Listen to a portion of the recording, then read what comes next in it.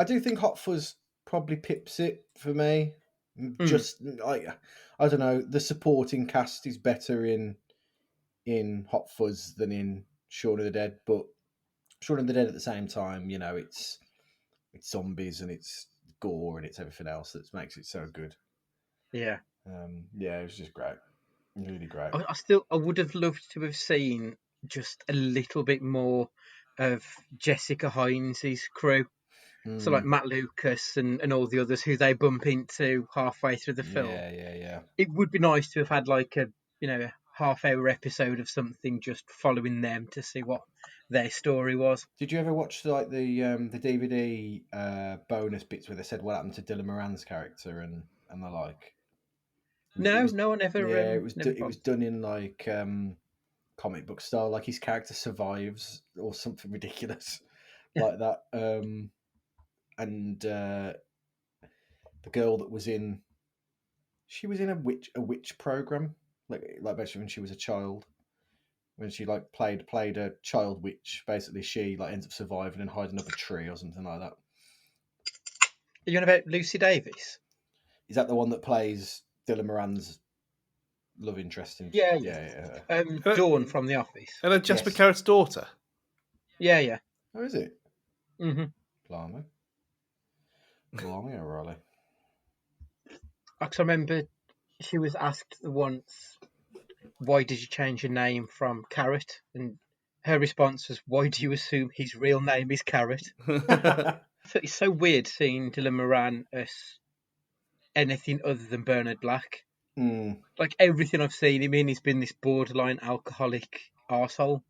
So for him to this quite bookish guy in Shaun of the Dead, it's quite a departure for him. I'd like to ask the masses why Run Fat Boy Run gets a bad rep when I think it's a perfectly good film. It's very okay. Like, it's not bad, it's not great, it's okay. Serviceable. A Sunday afternoon film. Yeah, but as someone who loves Simon Pegg, it's not quite that top tier for me. Fair. There we go. Should we get a cracking?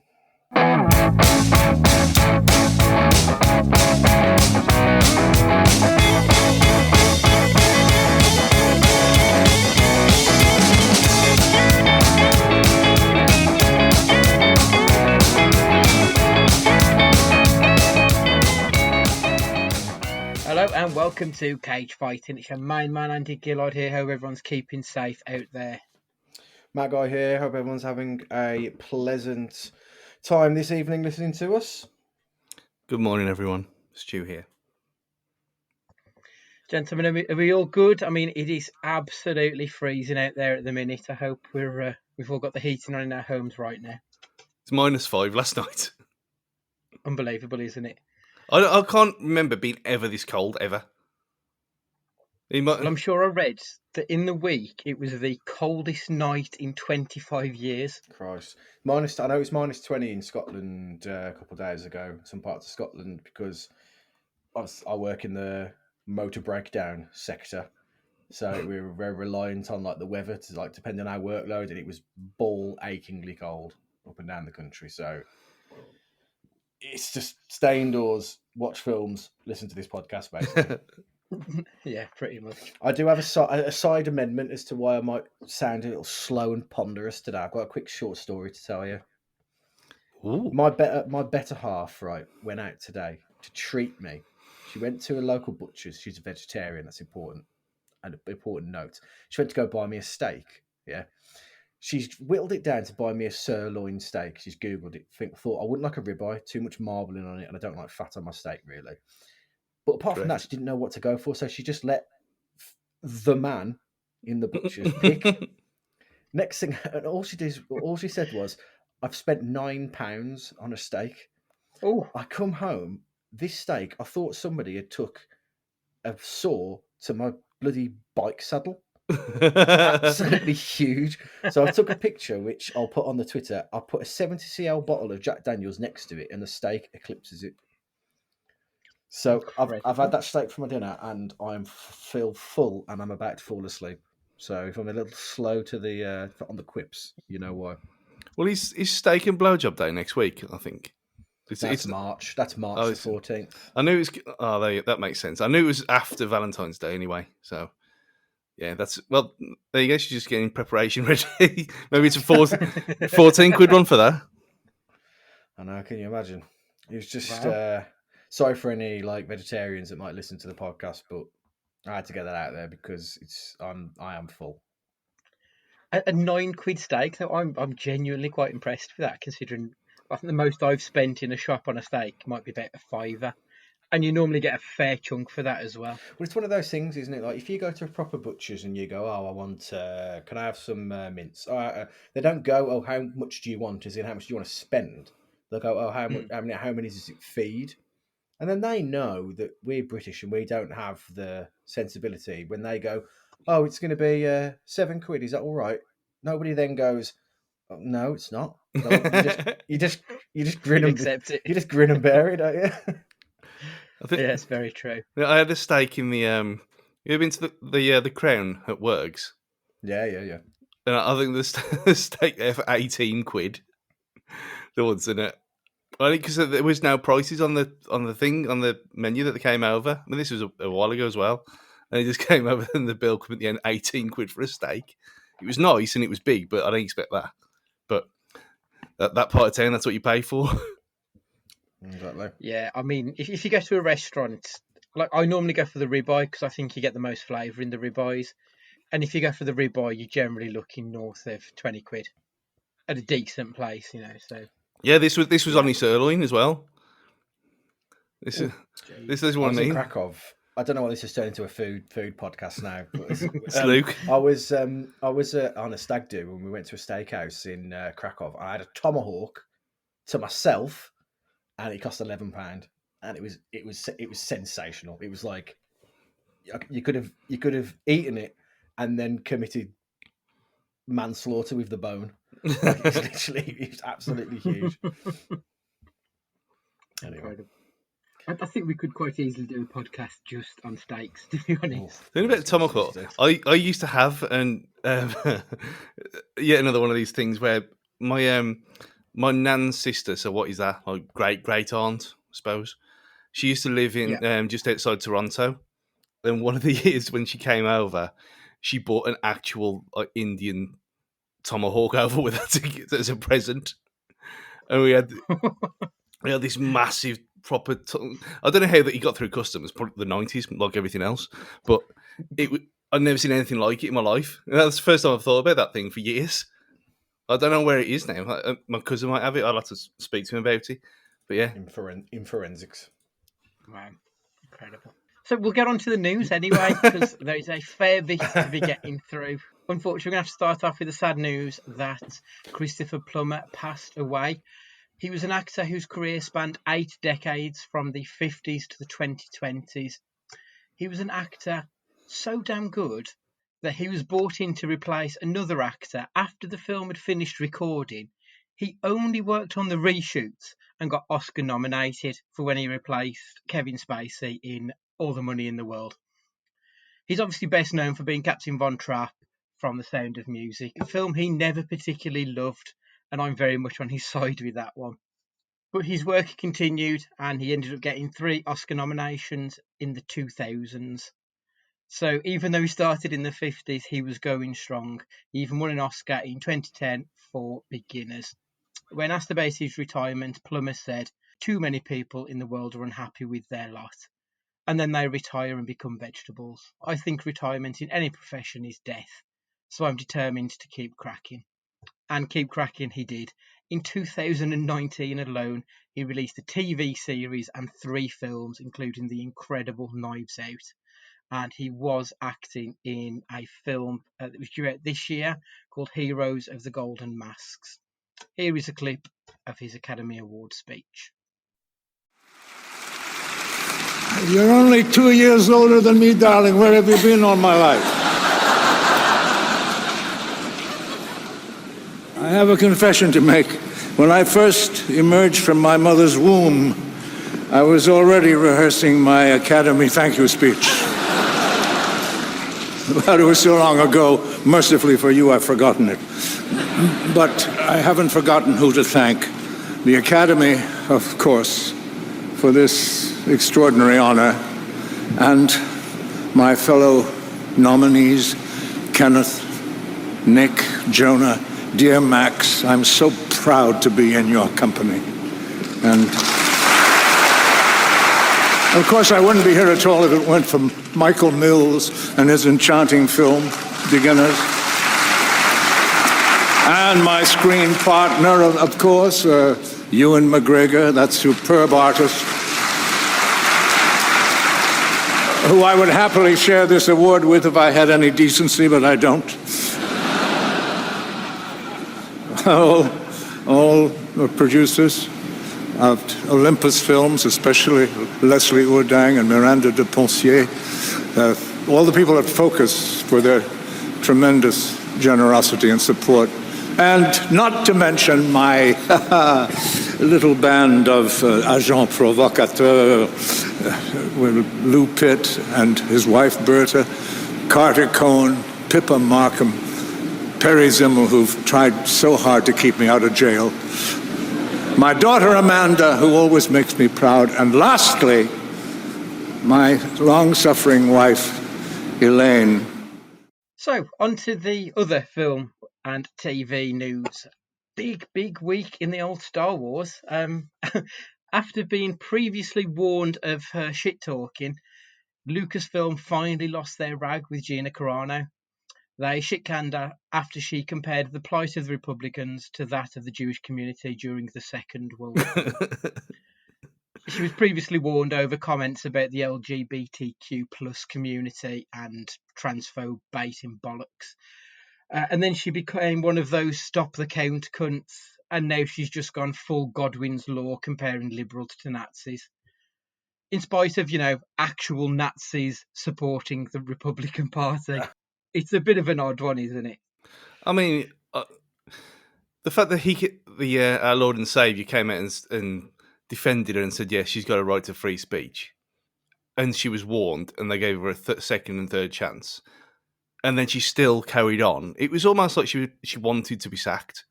It was too much. I mean, surely in a Disney contract as well, bringing the company into disrepute has got to be in there somewhere. So yeah, you'd have thought. It doesn't take a genius, does it, to work it out? And I mean, she's been carrying on, ain't she? She's been posting things like she's some kind of martyr. It's ridiculous. Yeah. She's doubled down and she's doing stuff with Ben Shapiro now, which, if you want to prove that you're not some shit-posting right-winger, pairing up with Ben Shapiro is not the way to do that.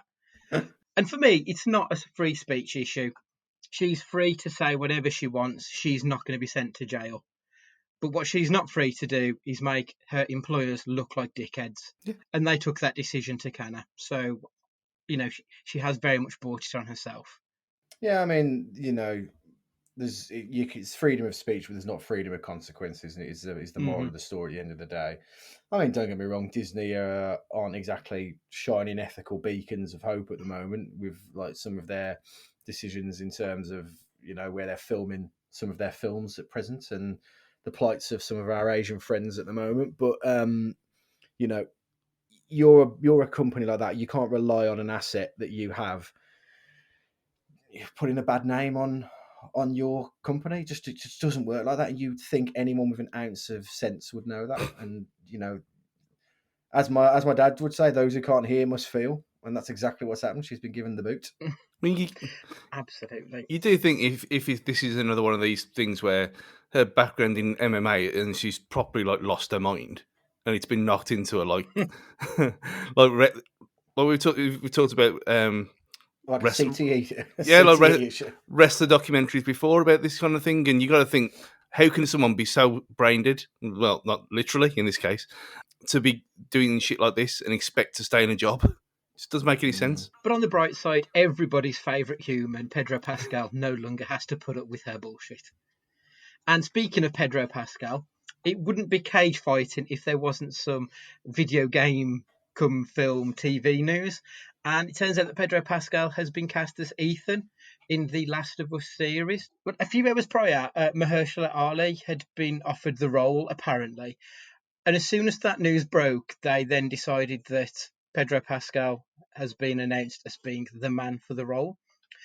Bella Ramsey has been cast as Ellie.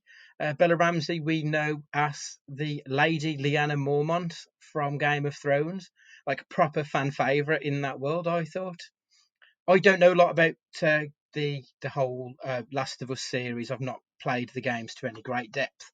But knowing that we've got Pedro Pascal and Bella Ramsey involved, I'm immediately hooked. Like, I cannot wait to see this series. Joel, not Ethan. Just correct that. Oh, sorry. Sorry, yeah. Yeah. I mean, when her casting is spot on, I can see that all day long. It's going against what I've said myself on here before, where you have to kind of separate the properties from being a game to being a film to being a series. And obviously it's not going to look the same. But he's great in everything, so I've got no fear that he'll be great in this as well. He's just, I don't see. My only thing about it was him being rugged and kind of weary. You don't kind of get that from what you generally see of him. So, but obviously he's going to be able to do it because he's amazing. So, yeah, no worries now. I mean, I've never played The Last of Us. I've only heard like fantastic things about it. And I think it's one of those games where it really will be unforgivable if they get it wrong, because the people that are into it are really bloody into it. So I just think it's one of those, they have to get it right, or it will be one of those cult films for all the wrong reasons. I mean, the only good thing about it is the writer of the game is writing the series. So.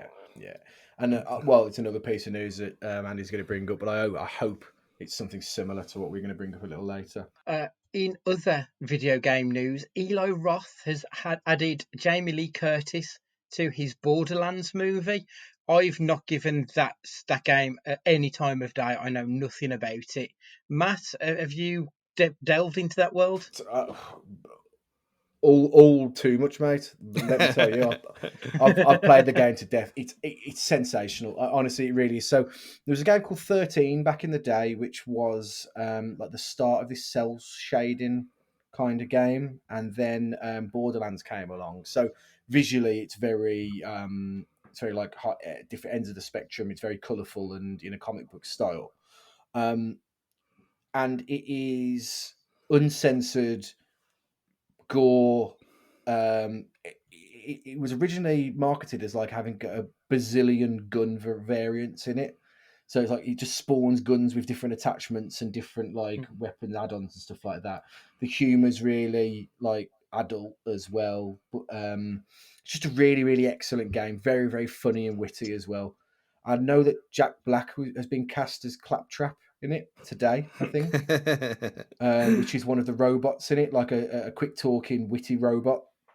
And my wish for the game, basically, it already is Mad Max Fury Road meets Chappie. That's basically Right. Borderlands, and that's what this film just needs to be. It just needs to be Mad Max Fury Road with robots. That's all it has to be. That's all it has to do to be a success. And if you can just follow that simple formula, it will be brilliant. Yeah, I've played Tales from the Borderlands, which again, it's not by them, but it's the same universe. It's made in the same kind of comic vein, and that's all what I really want from it as well. It can't take itself too seriously, and I don't think it would anyway. But I don't know about the Jack Black thing, but that is perfect.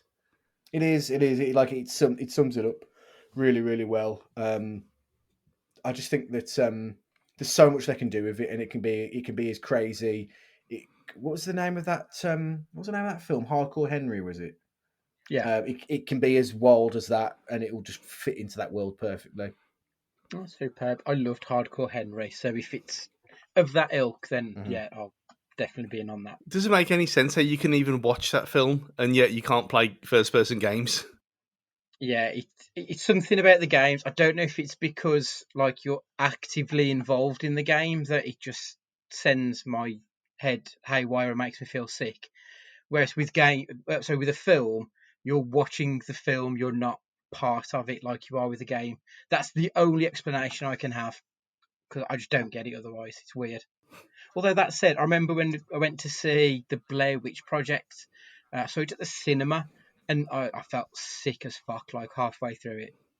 The movement of the camera was just too much, and I felt like I thought I was going to vomit at one point. It was horrible. You should play the Blair Witch game now. See, double down on it. We've seen the first images of the second incarnation of Jared Leto's Joker from Snyder's Justice League. It looks like they're leaning into the 2005 animated series The Batman and Frank Miller's All-Star Batman and Robin. Obviously, there's nothing really to tell from these images, but Stu, early thoughts and opinions on what it looks like? So much better than it was before.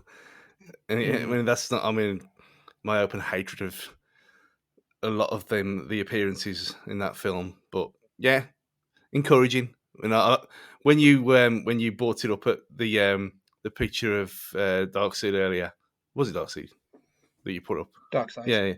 When you put that image up in the group chat, and I thought that the film was out, and I'd been flummoxed by it, that I hadn't seen it come out, and I was worrying. And then it's March, middle of March. I had to double check. 18th, I think, if I remember correctly. Yeah, still no release over here, so wrong times that we're going to have to do to get to watch that. But yeah, encouraging.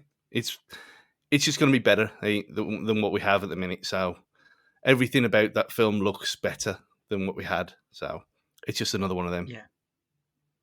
Matt, are you a fan of Jared Leto, generally speaking, or? I mean, musically, is how I knew him before his acting credentials. 30 Seconds to Mars are like, they're always your girlfriend's favourite band. therefore you don't like them just by proxy. And it takes a really good band to still fit that mantra and still be okay. Killswitch Engage being one of them.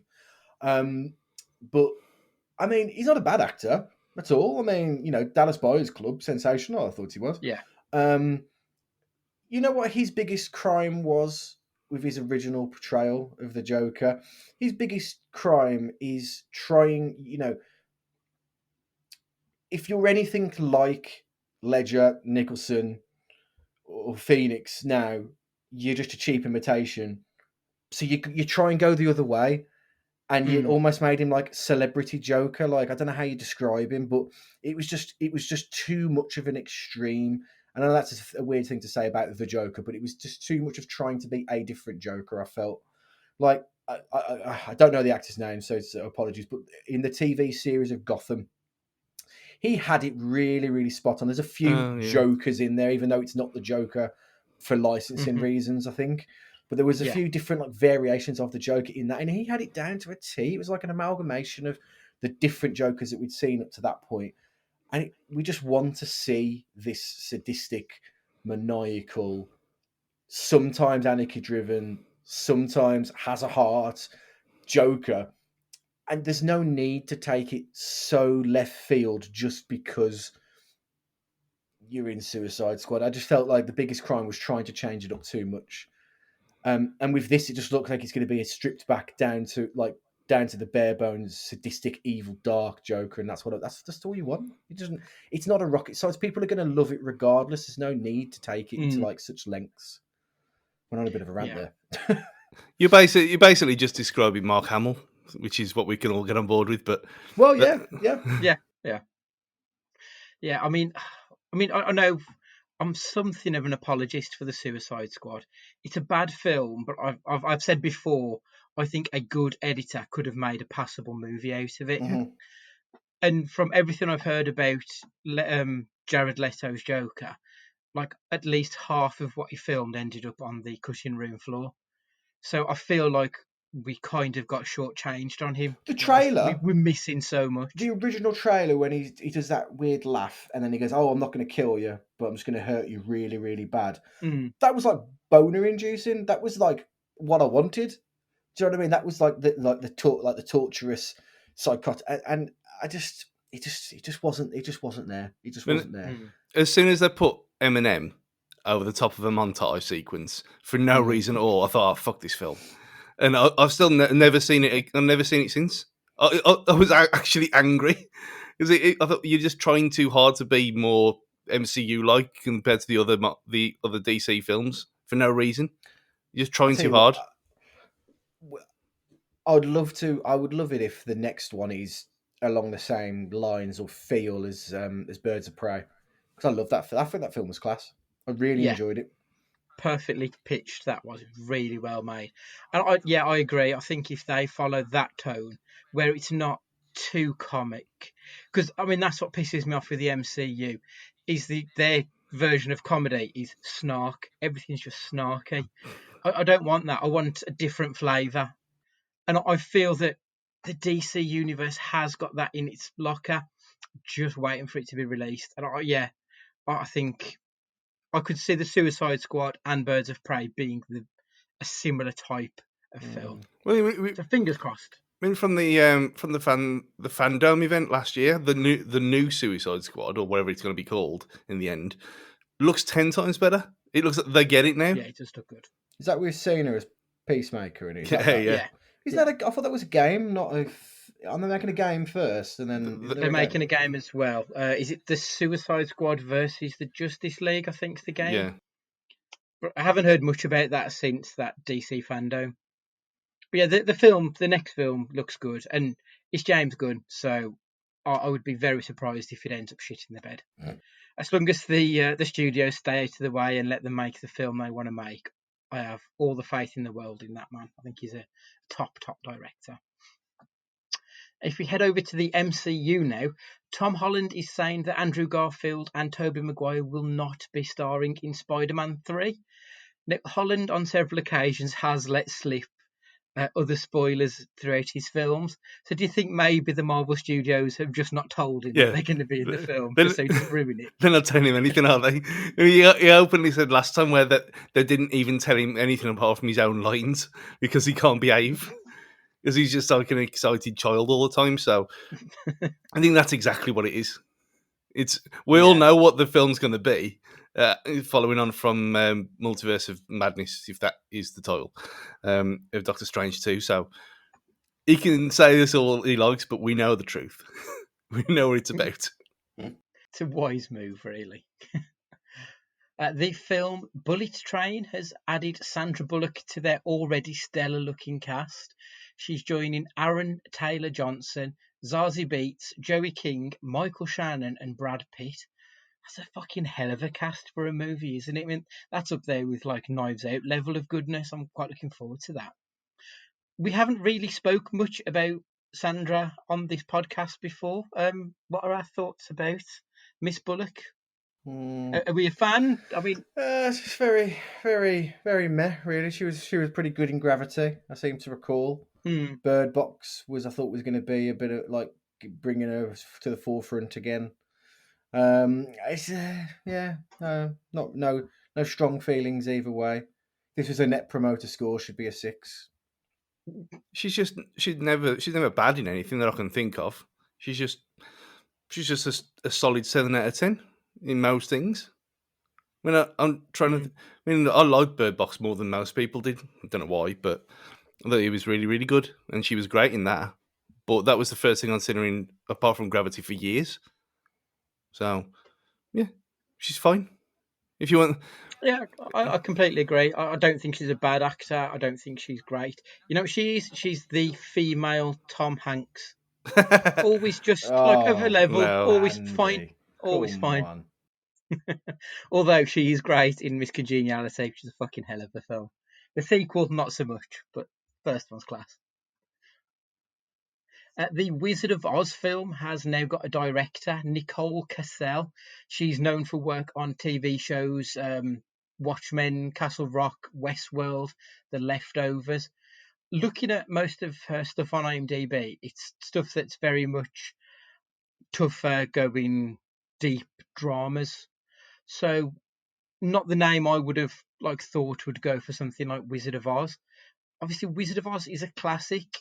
Is it an untouchable classic, or is it one that is probably due a reimagining? I mean, we've had a few where they've gone back into that world, but none where we've had a direct remake of the. No, I can't even remember the year. It was 30s or 40s, wasn't it? If I remember correctly. I think the best thing that could have happened for The Wizard of Oz, if there's a remake, it's the fact that no one will touch Johnny Depp at the moment. Because he would be, I mean, thank God this wasn't made around the time that the Charlie and the Chocolate Factory remake was done, because he would be the Wizard of Oz. And they'd make him really over the top and he'd ruin it. I just think that nothing's untouchable now. There is no sanctity anymore. So, nothing's untouchable. It's never going to have the same impact. So turn it dark, turn it that way. Just like the director of choice, to be honest. You can get away with so much before something's rated even a 15 these days anyway. So just go that way with it. People are going to watch it regardless by name anyway. So you might as well roll the dice. I don't like The Wizard of Oz anyway.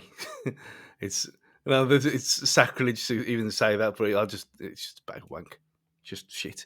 I've never liked it. The only thing I liked was a kind of a darker reimagining of it with our old friend Vincent D'Onofrio a few years ago. I can't even remember what it was called, but he was the Wizard of Oz, and that was dark as fuck, and that was great. Was that the Oz the Great and Powerful? Yeah, no, was it? I can't remember. It was one of them because that was a remake with James Franco. James Franco was the wizard in that one. I can't remember the one with Vincent D'Onofrio in. I don't know. No one heard of it anyway. Everyone I spoke to about it's like it never existed. Oh right, so you're just making up films now. Yeah. Emerald City. Emerald City. Yeah, that's the one. Again, one. I don't even remember that. No, one season. It was again 18 rated TV show. Fucking hell, no wonder it's only got one season. It wasn't given a chance. I'm looking through that. Jolie Richardson again in that as well, being excellent as always. But yeah, apart from them two, I can't remember anyone else that I knew that was in it. It was a nice idea, but obviously it was too niche and it never caught on, and no one's even heard of it. So. And finally, Super Bowl this last week, which of course meant we got the Super Bowl ads. A first look at Raya and the Last Dragon. It looks like another stunning piece from Disney. Like the actual animation on it is outstanding. A new look at Fast 9. Jesus Christ. I mean, the last trailer looked batshit crazy, and they've just turned it up even more in this one. And there was a new trailer for M. Night Shyamalan's film called Old. It didn't tell you much, but I got to say, it looked quite interesting, that did, I thought. Yeah, that was the only one. Obviously, because of my no trailer rule, when there was things on that I knew what they were, I turned away straight away. But that one, Old, and I presume we're going to come on to some of the parody trailers as well that we had for other things. Starring Mike Myers, but yeah, Old looks really good. I don't think it's another one that we don't really talk about M. Night Shyamalan on here very often, and his early stuff was really good. Then he lost his way. Yeah, I mean, I think Unbreakable, I think, is an excellent film, massively underrated. I think it's better than Sixth Sense, but people sort of, because of the films that came after it, people sort of say he only did The Sixth Sense and ignore everything else. But I think that's very harsh on him. He's got some half-decent ideas, but they've not always been excellently executed.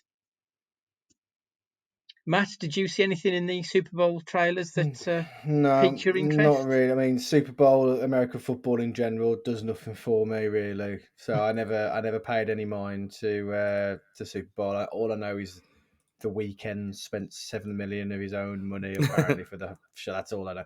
The only thing that interests me about the Super Bowl is if they ever bring back that halftime heat or whatever they called it when Rock and Mankind fought in an empty arena. That's the only thing that will pique my interest. Yeah, that was great. The Bob Odenkirk action comedy Nobody as well. That looked quite good.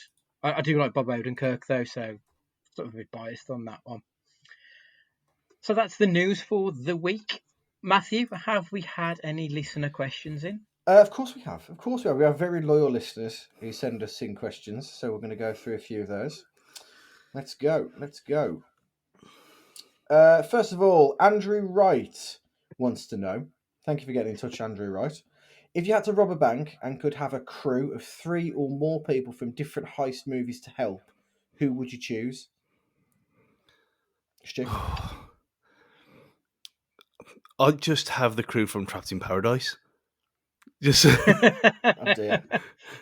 just You'd kill Dana Carvey, though, wouldn't you? yeah, exactly. Like, there's no way you could put up with You've it. got someone to sacrifice there who can just take all the heat, and then you can get away with it.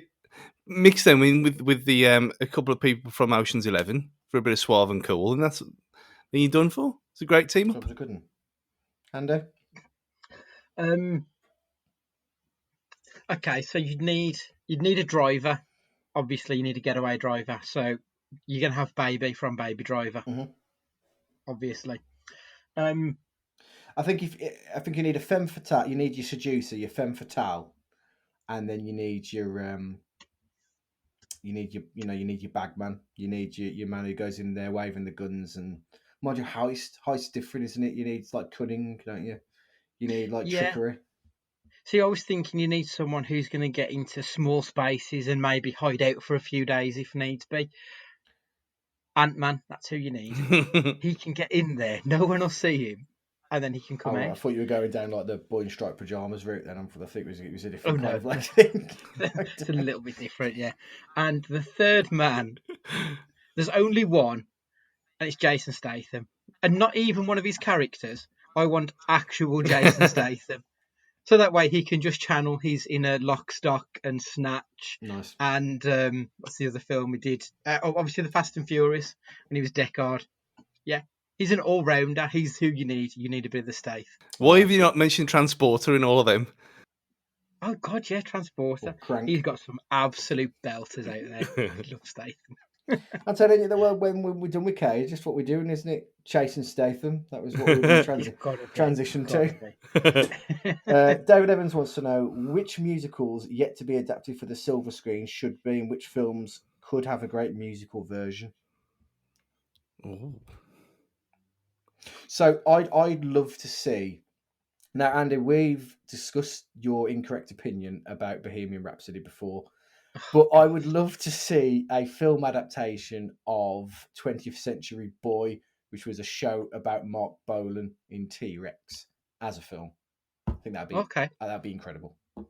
I like T-Rex. I'd be up for seeing that. And it's good because it couldn't be any worse than Bo Rap. So, and the thing is, like, they'd have to be like clever with the casting because Barry would be in it quite heavily. And yeah, I think that'd be excellent. Why do you hate Bohemian Rhapsody for? Oh, it's such a bad film. It's so badly made. It doesn't make sense. It's massively historically inaccurate. It doesn't matter. It's a shit all-round film. It's not well made. And how he won the Oscar for Best Actor is awful.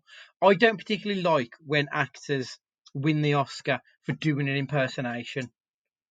That just does nothing for me if you're just doing an impersonation of someone. Well done.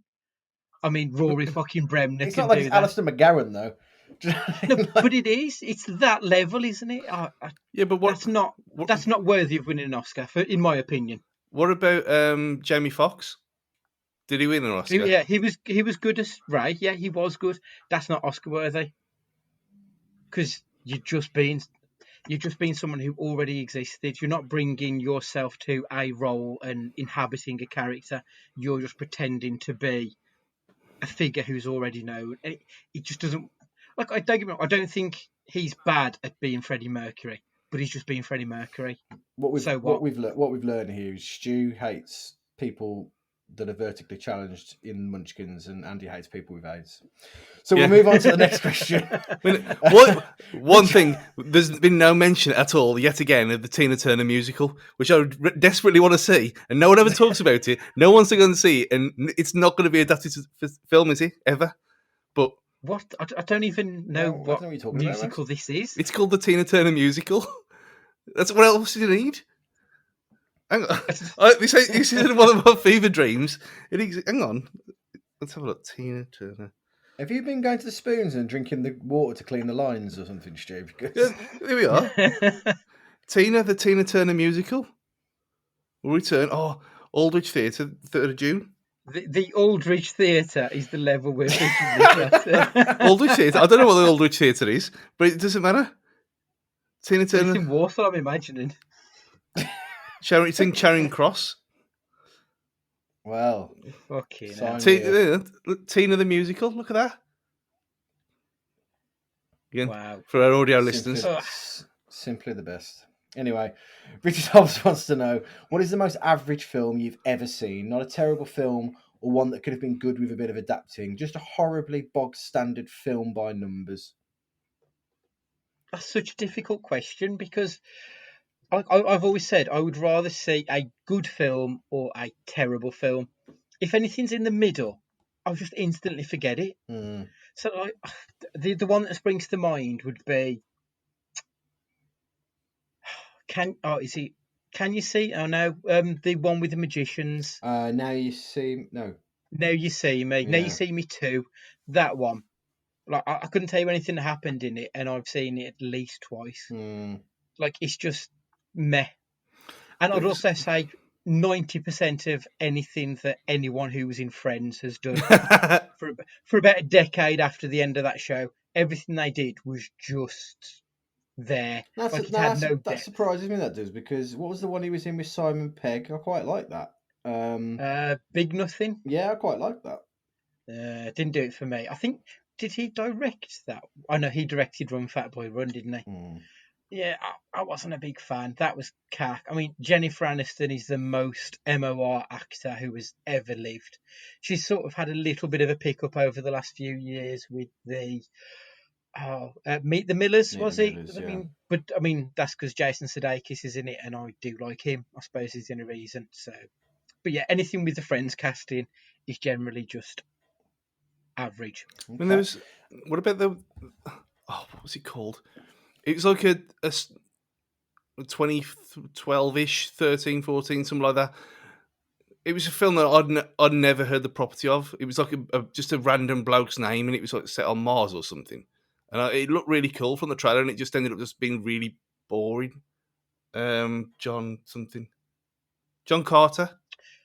Oh, John Carter from Mars. Yeah, it's a remake of John Carter from Mars. That film. Yeah. It was just very, it was in a time when I used to watch trailers, or it was in the cinema, and I'd been flummoxed again. But I was really excited for that, and I wanted to watch it, and it was just nothing. It was just boring. And how can you get something like that be boring? It's just terrible. But again, the original's supposed to be better. Yeah, it wasn't shit enough to moan about, but it wasn't good enough to praise. So I think this is exactly what Rich wants. Go and watch John Carter to be bored. And finally, the only podcast in history that has more bald people on it than this podcast, mainly because us three are on that podcast as well. Wolves Fancast wants to know, who is the worst Avenger and why? I tell you who. Bucky. What? Bucky Barnes is such a non-entity of a character. He's basically just irrelevant because he's half Captain America, half Falcon, and we've got both of those characters already. So what's the point in having Bucky? But it's not his fault. Fuck the Winter Soldier off. He's irrelevant. It's not his fault that he was tampered with. He could have been great before that. You don't know. We'll find out in a month, won't we? When Falcon and the Winter Soldier starts on Disney Plus. There's your plug. Well, how is it not Hawkeye? He's got a bow and arrow. What's that doing? I mean, you look at everyone else. Everyone else has got a legitimate 21st century skill, and he's got a bow and arrow. I mean, come on. And he's a twat as well. It's gone full circle now, though, because that's all the rage now. Bow and arrows, axe throwing, all that. It's all the rage now. He's just got he's got a long-standing business model if he ever wants to go down, the self-employed route. But those are the questions for this week. So as always, thank you for getting your questions in. Nothing is off the table with these questions, so get them in. It was nice to see a new listener send a question in as well. So if you send one to us, they will get answered. So thank you very much. Super. Thank you very much, Matt. So on to the first question. What you been watching? Stu? Interesting week this week. The last 2 weeks. Staying on my theme of social justice films and documentaries, I watched When They See Us, which is a 4-part dramatisation of a story of 4 black kids in America who were 5 black kids in America who were framed for a brutal rape and attempted murder, and it's just absolutely horrendous from start to finish. I mean, everyone's mean, seeing Joshua Jackson, and he kind of threw me away as one of the attorneys, was a bit of a throwaway. But other than that, superb performances all round. It's just really, really excellent. And another one of them things where it's 2 years old now, and I'd never really heard anyone talk about it before. I think Nate recommended it to me to watch, and he went, "Well, if you think America's this fucked, then watch this one." And it was another one of them of, yeah, the police in America at a certain period of time were terrible. Absolutely outstanding, isn't it? Like I saw it. I think I saw it when it first came out. And the kid who, so basically halfway through the film, they turn from kids to adults. From the show, they turn from kids to adults. Apart from one kid who stays exactly the same throughout, because he was the only one who was tried as an adult, whereas all the others were tried as juveniles and then became adults. He was already deemed an adult, even though he was the same age. That guy was absolutely incredible. That's one of the best performances I've seen from anybody in anything. I'm sure he was nominated for a Golden Globe or something like that off the back of it, and he was thoroughly deserving of it. He was tremendous. Yeah, he said he went into the interview and shaved his beard off or something so he could prove that he could do both roles. And I thought, well, fair fucks to you, man. You've gone the extra mile. And like you say, it's one of them. It's on Netflix. Just go and watch it. I think it's not even. I think there's 3 hour and 15-minute episodes, and the last one's hour and a half. So it's a bit of a time sink for what it is, but it's well worth it. But the other one, on a lighter note, was Crime Scene: The Vanishing at the Cecil Hotel. Again, 4-part documentary, Netflix. It came out this week. Fucking crazy. Just mental batshit nonsense again. I've got that on the watch list this weekend coming, so I'm quite looking forward to it. Yeah, it's they've got the formula now set down now that with these things where you leave people hanging for how more insane things can possibly get, and that's what happens with that. Again, 4 parts, Netflix, great. Okay, super. Matt, what have you been watching, mate? What haven't I been watching? This has been a really rare couple of weeks for me. We've actually watched loads and not played as much Xbox, which never happens. Mm-hmm. So first of all, let's get the best thing out of the way first. Married at First Sight Australia is probably it's sensational television, and I won't be told otherwise. I finished The Mandalorian at long last, and I'm way behind the rest of the world. It was just excellent. There's not many more things I can say about it, apart from the fact it's a bit formulaic. Every episode's the same, just in different settings. But it was just excellent television. It's one of those things that me and the wife don't click on a lot of shows, but we will both be counting down for when The Mandalorian starts again, and we'll watch it together, and it was excellent. I watched Game Night on Netflix with Jason Bateman. And I didn't have a lot of hope going into it, just because it's a film I'd never heard of, and the premise sounded a bit off. But it's Jason Bateman. It's going to be good. He's just he's a solid 8 out of 10 in nearly everything he's in. He even got a good performance out of Paul, the film Paul, which was not fantastic. I won't hear a bad word about that film. And yeah, it was really good. I really enjoyed it. It was. It ended up being more original than I give it a lot of credit for. Mm-hmm. And I can't remember the guy's name. Apologies. He was in Breaking Bad. He plays a policeman in it who's really deadpan. He absolutely stole the show. As the guy, I don't want to give a spoiler anyway, but he was sensational. And the biggest watch, and I put it out on the Twitter, was Peanut Butter Falcon. Honestly, I haven't been touched by a film in absolutely ages like this. It was brilliant. Now, the way I sold it to people when I've been talking about it, I've made it sound like it's just one of my kind of films, as in a guy goes to find a guy, a Down syndrome kid leaves a care home to fulfill his dream as a wrestler. So automatically it's turned people off it, but it's not. And I quote, this is breaking news. My mum's just finished watching it. She's texted me. Four W's. That film was really good. That saltwater fella was out of George of the Jungle. There you go. 5 stars, Amazon. Yeah, exactly. But no, Peanut Butter Falcon.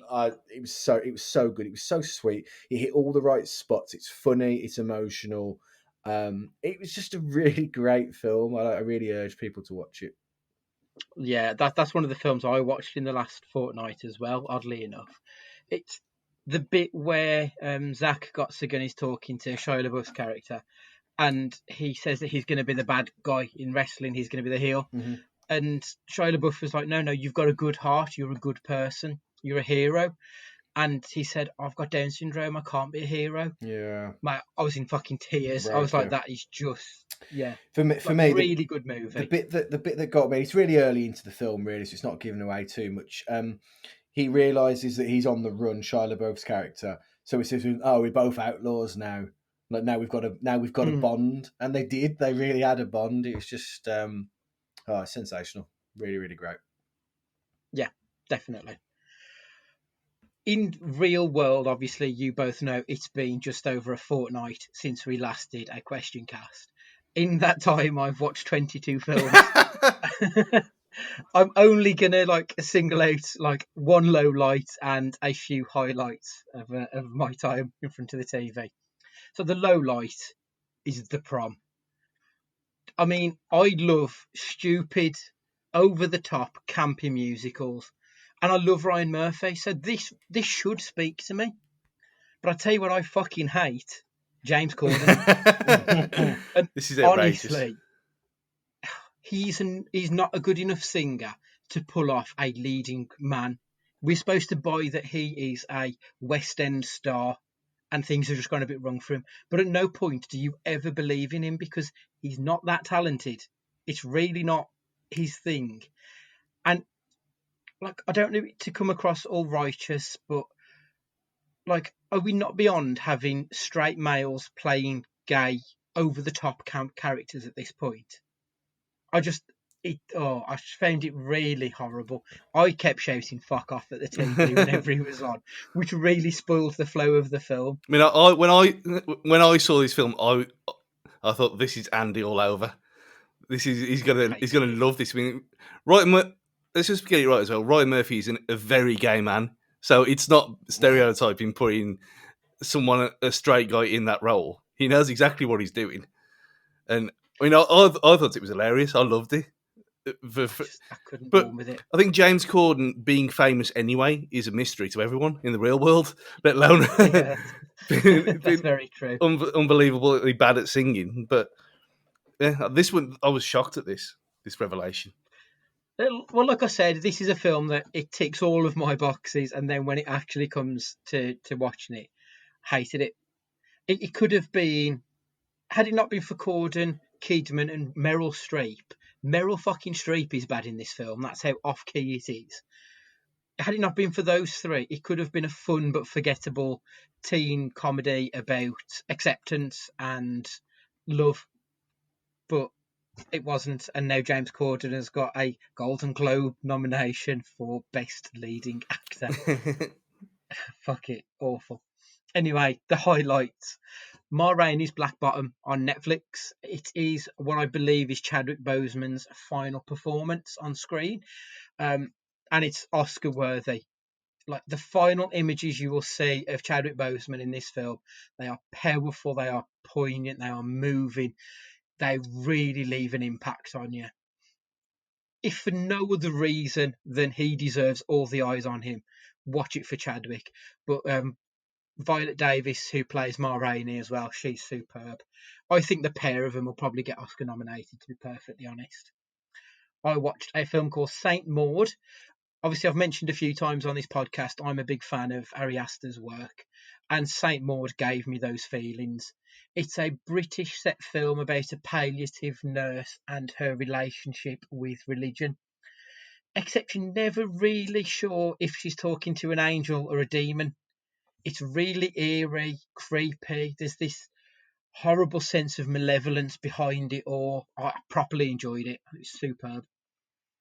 The Invisible Man, I watched. I love Elizabeth Moss. I think she's superb. This is a really good modern day telling of a classic story. Basically, she escapes her abusive husband at the start of the film. He dies and leaves her money, but then she believes she's been stalked by him, even though we believe him to be dead. Had I have seen this film last year when it was released, it probably would have gone into my top 5. It's really, really good. And the final one I want to mention is a film called Wolf Walkers, which our friend Nate Hughes mentioned to us on the Twitter. This is a beautifully animated film. It's full of magic and wonder and heart. It's about a young English girl who moves to Ireland as her father is a hunter helping protect Oliver Cromwell. And it's during the invasion of Ireland. Whilst there, this young girl befriends a magical kid from the forest. I don't want to go into too many details, but the title's Wolf Walkers for a reason. It's got a critic score of 99 on Rotten Tomatoes, and it's got an audience score of 100. It's damn good. It's well worth your time. Probably Apple TV's second best thing ever so far. Have you seen it now? Yeah, I've seen it when they mentioned it weeks ago. But okay, I hadn't realised. After Ted Lasso, obviously, but we've criticised Apple TV a lot over the last 6 months, so it's give them a thumbs up for this one. Yeah, I think they're finding their feet finally. So the next question, it is mine. So, gentlemen, the year is 1991. We are awaiting those hover skateboards and to eat entire meals in pill form as a sure to come in the year 2000. Marvel Studio hasn't nearly gone bankrupt this time, though. They're about to announce a film. Avengers Assemble. I want you to cast your 1991 Dream Avengers cast. Stu, start us off. This was hard. When you said this to start with, I thought, this is going to be excellent. But then it was actually thinking of people at the right age in 1991 that was the stumbling block. So I was racking my brain. I think I've got the ultimate lineup. I did put a few extra characters in there as well because of my love of the MCU. But okay, so Iron Man. This is not trying to cast people who are like what we have now. It's people in the role from from around about that time. So I mean, only being 8 years old in 91. I mean, Matt even existed in 91. Who knows? But yeah. So Iron Man, it has to be Tom Selleck. Oh, okay, yeah. Off the back of Magnum. 3 Men and a Baby still not out. It's around about that time. So a bit of suave, ladies' man with an edge. Perfect for Iron Man. Hawkeye, who I've already slandered, but again, different world. Rob Lowe. Great choice. Yeah. Again, never really mentioned anymore. I don't know why. You never really see him. Thor, Patrick Swayze. Okay. That's Point Break era Patrick Swayze as well. Let's just get it right. Yeah, that's a good choice. And Hulk, I mean, we're thinking 91, so it was pre-CG, so you're going to have a little man, big man kind of thing. So the big man, you probably still put a Lou Ferrigno in there, the size of him. But as Bruce Banner, Peter Falk. Okay, yeah. Bit weird looking little scientist guy, but again, he still had some appeal to some people. Captain America, Bill Pullman, works perfectly. Black Widow, Phoebe Cates. Superb. Yeah, see, it's actually I was getting myself all excited about why this film was never made. Yeah, I'd quite happily watch this now, to be honest. Nick Fury. I mean, this was harder than I thought, but then it finally clicked. Sidney Poitier. He would have been round about 50, 60 years old at the time, but that role's not really physical anyway. So a different interpretation, but would have worked because he's perfect in everything. Then side characters, I'll put a bit of a different spin on things. Black Panther, obviously, early 90s. Wesley Snipes, got to get him in. Got to get him in there somewhere. And Ant-Man as Tom Cruise, just for lols. But again, 91. When was Cocktail? 88, Yeah. I think. So you, Yeah. you look at it then, right kind of age. Spider-Man, Corey Feldman. Okay. And the last one I had was, just because I knew we'd talk about it at some point today, Doctor Strange, John Lithgow. Love John Lithgow. Brilliant. Beat that, Matt. That's a good cast. I would watch that quite happily. Matt, who are you Well, going I for? think my lineup, in comparison to Stu's lineup, shows our age difference quite dramatically. Do you know who half them people were? I know of them, a few of them, not all of them. Mine's a bit more star-studded and a bit more mainstream than yours, though, Stu. Well, So to be fair, some of them wouldn't have been big names at the time either. I mean, Corey Feldman, obviously coming off the Goonies, but there'd be people in there that wouldn't have done much. I mean, they've gone on to do other things. Again, like the Avengers was in 2010 or whenever it was. I've gone for Tom Cruise in his Rain Man character as Iron Man. I've gone for Harrison Ford as Captain America. I've gone for Michelle Pfeiffer as Black Widow. I've gone for Rowdy Roddy Piper as Banner, but I've also gone for Bruno Sammartino as the Incredible Hulk. Excellent. I've gone now. I really struggled with Fury, and I've gone for an actor that's more famous now than he would have been back then, but he fits it age-wise. So I've gone for Giancarlo Esposito. Oh yeah. Superb. As Fury. I've gone for a young, long-haired Brad Pitt as Thor, because it was around that kind of time. It would have been okay.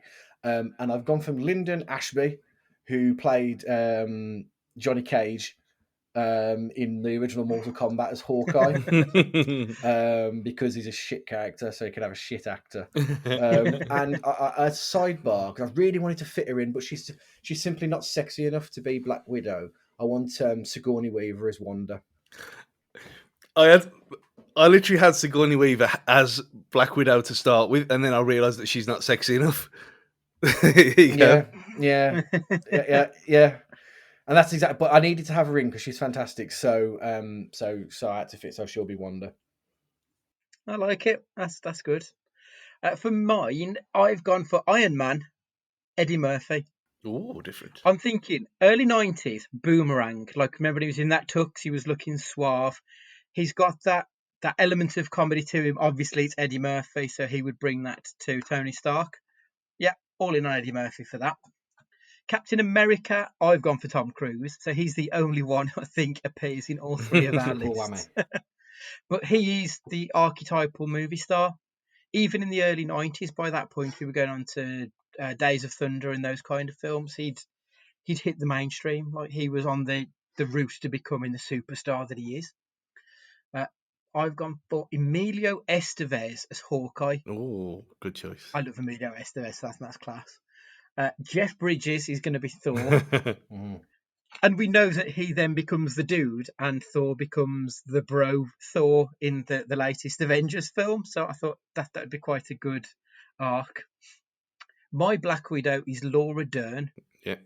Someone who just does not get the respect she deserves, especially during the 90s. Like, she did Jurassic Park and then we didn't see her for a long time, and then she comes back and is just outstanding. So yeah, Laura Dern. Hulk and Banner, I've gone for Lou Ferrigno as well as the Hulk. Yeah. Why wouldn't you? For Banner, though, Robin Williams. Nice. And then for my Loki, I've gone for Dan Aykroyd, because he's got that sort of comedic charm to him. He's charismatic enough to pull that off. Thanos will be Robert Duvall. And I've gone for a Fury and Coulson doubleheader. Fury will be played by Christopher Lloyd, and Coulson will be played by Michael J. Fox. Now, I know Fox is young, but like, if you were to see Michael J. Fox get killed, you would band together to save the universe. So, yeah, that's my lineup anyway. Obviously, let us know who you think should have been playing who in the 90s Avengers. I'd quite like to hear that. Get us on the Twitter with your lineups, please. Yeah, and also you now have to include Tom Cruise somewhere because that's the rule.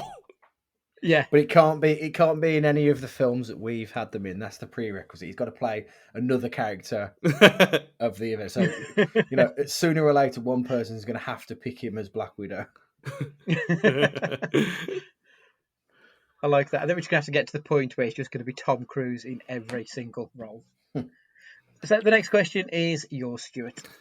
Yes, mine is, what is your favourite film dog? Matt? There's only one answer. And it's the dog that ate a whole wheel of cheese. It's Baxter from Anchorman. And it's the only dog that I know that also speaks Spanish. So it has to be Baxter. And I don't think anybody else will have... No, I won't give mine just in case anybody has it because I don't want to spoil it for them. But yeah, I mean, it was a hard question, this, because there were like old... I think like the 80s and 90s was the golden age of dogs in film. Yeah, our era. Yeah, exactly. So there was a lot to choose from, really. But I was thinking back to... as soon as I think of a dog in film, it was the first one that came to mind. So I have to go down as my favourite. And the fact that he gets kicked off a bridge by Jack Black as well. Yeah, and still comes back to save the day. Yeah. I've got a few honourable mentions, which I will come to after Stuart's given his. My actual answer, though, is going to be Samantha the Alsatian from I Am Legend. She was a good girl. She kept Will Smith sane during that film. She did what she needed to help him. She kept him safe. That film was just an okay film, but I loved that dog. I thought she was an absolute beaut. So she's my favourite one. So I'll go for honourable mention then. I mean, I saw the poster for this just because, I don't know, it was going down an IMDb wormhole again, and I saw the poster for Turner and Hooch. And Hooch was what made me think of this question. And then when I started thinking about it, I thought, knew you were going to say Turner and Hooch. Yeah. I love that film. It was great. I mean, it's one of the first films I actually cried at. Not Same. Yeah. So that I can remember crying at anyway. That wasn't terrifying like The Fly. But now that my actual answer obviously has to be Gromit. Oh, yeah, of course.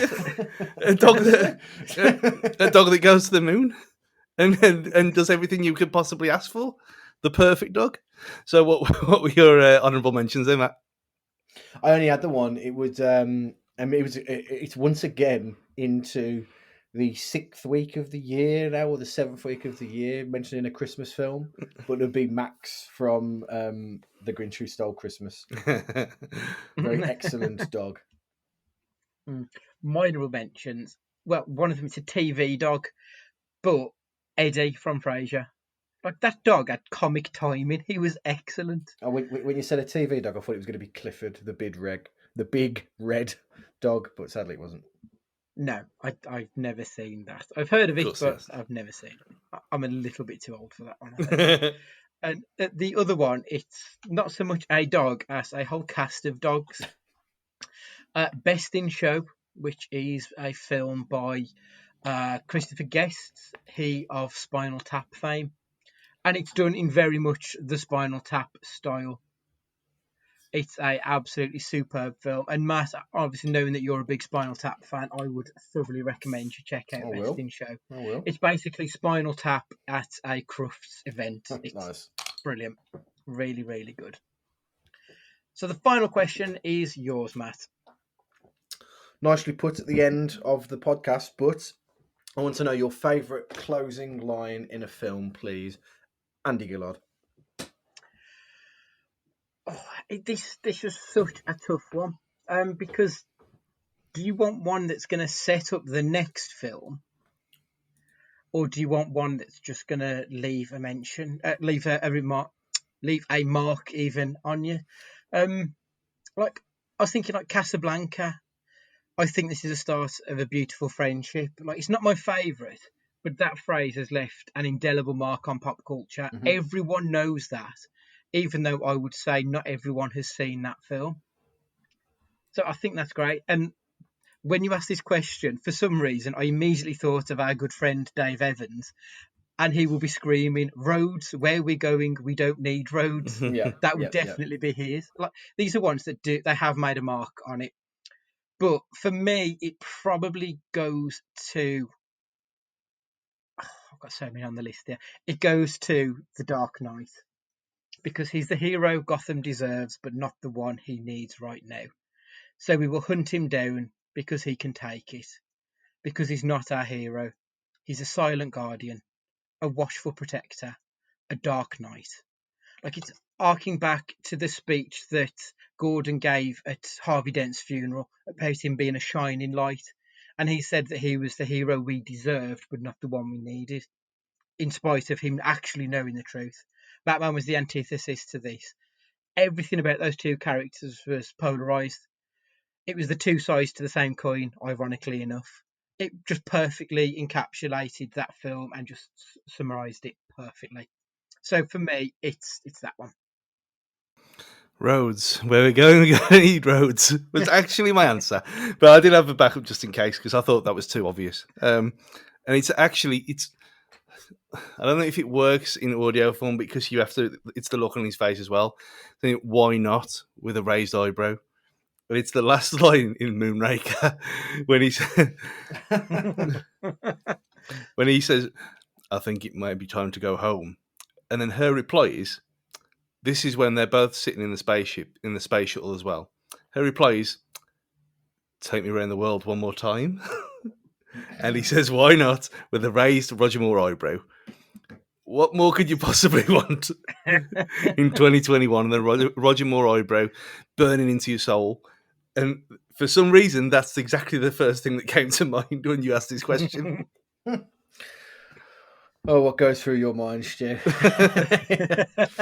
So there's two for me. One being I'm obviously going to say it, and then one being an actual answer. The end of This Is Spinal Tap is all. It really, really makes me laugh every time. So this is the end of the credits. Pretty much the whole of the credits is still footage as if it's the film. So basically, it's Nigel Tufnell and Marty DeBerge just talking about what were they going to do after Spinal Tap kind of finishes. If there was no Spinal Tap, what would you do? And the conversation goes, Nigel Tufnell says he'd end up working in a haberdasher or a chapeau shop. And then they start doing this backwards and forwards where he pretends to be selling shoes. And he goes like, "Oh, what size do you want, sir?" And he goes, 7 1/4. "I think we have that." And he's proper getting into it. And then Marty DeBerge goes, "Yeah, but do you think you'd be happy doing that?" And then Nigel Tufnell, being the dim one that we know him out throughout the film, doesn't really understand what's going on around him, goes, I don't know, what are the hours? And then it just cuts. And it just cuts. Like he's actually being asked if he wants to do it, and it's just funny. It summarizes that character really well. My actual answer, one that I think has a really, it's not like a lasting memory in terms of like its impact culturally, but it's one that I think just gives me like a wry smile and a bit of a sadistic smile. Is at the end of Silence of the Lambs, when Hannibal Lecter's on the phone to Clarice, and he goes, "I do wish we could chat longer, but I'm having an old friend for dinner." And it's just very sinister, and like we all know what that double entendre is and everything else. And I just think it's an excellently put line and signs that film off really well. And I think it's up there for me. Of course, links into Clarice, the sequel to Silence of the Lambs, being out either this week or next week. The new series, which looks excellent as well. Yeah, that quote was on my honourable mentions list. I also had, "You maniacs, you blew it up. Ah, damn you. God damn you all to hell." Like, Planet of the Apes original is a tremendous film, and the impact of that, it's that twist at the end. I can't remember many films of that age having a twist at the end of that, which probably led us to the likes of Shyamalan doing it in every single film he does now. But yeah, I thought that was great. I also had Psycho. "I'm not even going to swat that fly. I hope they're watching. They'll see. They'll see and they'll know and they'll say, why, she wouldn't even harm a fly." Love it. Perkins was just fucking tremendous in that film. It's a shame that his career never quite took off beyond that, but he was great. And the third one I had, Goodfellas. Right after I got here, I ordered some spaghetti with a marinara sauce. I got egg noodles and ketchup. I'm an average nobody. I get to live the rest of my life as a schmuck. Brilliant. So I've got a supplementary question to that Oh, then. So what do we think about cliffhanger lines? So the two others, obviously probably the most famous one would be the Italian Job. Hang on, lads, I've got a great idea. And obviously we know that was never then followed up on. Do we like the idea of a cliffhanger without any payoff? Do we like being left with a question, or do we want the answer? What do we think of that? I don't think they're ever done, or they're very rarely done well, and I don't know why, because there's going to be loads more examples of this, but for some reason, the end of Lock, Stock, and Two Smoking Barrels comes to mind when they're after those shotguns at the end. It's shotguns, isn't it? They're after at the end. Yeah. I always just think it just feels like a bit of a cheap way of just a studio gauging the reaction that the film gets to then have an excuse to make another. Unless it's something like the MCU where there's a long-standing plan ahead of what's going on, and then the cliffhanger is just the post-credit scene. It's a different thing. I'm not a massive fan of it, to be honest. Yeah, even in the Batman Begins film, it felt a little bit clunky when he shows him the Joker card at the end of it for obviously the Dark Knight sequel, which at that point they didn't even know if superhero films were really going to take off again. That did feel like it was very much tacked on. The other one that sprang to my mind, at least, was Kill Bill Volume 1. But obviously, we know there is a payoff to this one. This is when Bill says, "One more thing, Sophie. Is she aware her daughter is still alive?" Do you like the fact that he's given away the twist for the next film almost? No, What do we think to that? I hate them all. And I was very, very pissed off with that at the time. And it's just that it's either teasing something that you know you've got to wait for a long time, or it's teasing something that might never happen. And a lot of the times you don't know which is which. So, and it's like really a line, but the end of the second Matrix film, because you know they were filmed back to back, and that's coming 6 months later. But I thought, oh no! So you've ended it like that, and you just go and watch it. You'll understand. It ended like that, and you think, oh, for fuck's sake! It was just annoying. I mean, the film was great anyway, but it was just annoying more than anything else, and there's no need for it. And like Matt said, the MCU does it right because the whole thing was planned for like 20, 30 years in advance. And me watching it back now over the next 5 weeks, I've watched 4 of them now for the first time, and you can absolutely tell how slick and how perfect they are as a whole rather than just individuals. But yeah, I don't like them at all. No, because like you mentioning that, then the one that sprang to my mind was the Pirates of the Caribbean. The second and third films were filmed back to back, so we knew that the third one was coming before the second one was even released, and that ends with him being eaten. So it's not a quote that sets it up, but he's eaten by a whale or something. Can't remember. And it's automatically that you know there's a third film. So really, there is no jeopardy now. You've told us that he's coming back. We know that he's going to be fine. I didn't bother watching the third film because, to be honest, I hated both of the first two. Don't even know why I watched the second one. It was shit. But yeah, I do kind of agree with you. I don't like that. We'll just shoehorn something in just in case we need it. So next up, we've got a picture pod. After watching Army of One on Prime, as Stu said, it just recommended all these really obscure Nick Cage films that I'd never even heard of before. So we're going to be watching 2017's Inconceivable. Described as a mother looking to escape her abusive past by moving to a new town where she befriends another mother who grows suspicious of her. It has got 4 stars on Amazon, so I'm expecting great things here. It's starring Nicolas Cage, obviously, Gina Gershon, and Nikki Whelan, who you may remember from the excellent Left Behind. Oh, baby! Obviously, if you've got any stories you want to tell us, answers to any questions that we have asked, if you've got any reviews of films, you want to tell us what we need to watch, or what we've already watched and what you think of them, send us an email to cagefightingpod@gmail.com and we shall read them out. Or send in it via MP3 and we can splice you in. Make sure you're following us on the Twitter @cagefightingpod. This is where we will tell you what films that we'll be watching for the podcast. We put out our requests for your questions and we'll pose our own. This week, we asked you about your opinions on Zack Snyder's Joker. And the response was pretty much 50-50 that, yeah, he looks like the Clown Prince of crime, but he also looks like a piece of shit. So, I mean, I think part of that is down to the fact that obviously there's that hangover from the Suicide Squad, which we discussed earlier. Whilst you're at it, obviously listen to the podcast now, so make sure you've got us subscribed. That way you will not miss a single episode. And if we can just ask for 10 seconds of your time, please leave us a review and a rating. It helps with the algorithms and it means people like you may find us as well. So thank you very much for joining us once again this week. We do appreciate your time. If you like what we do, please let others know.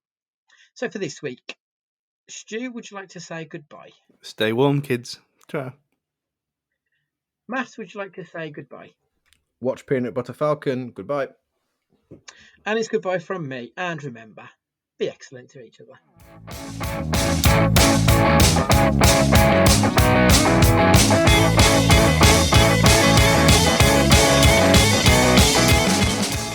What are you gonna do? You gonna kill me, Mr. J? What?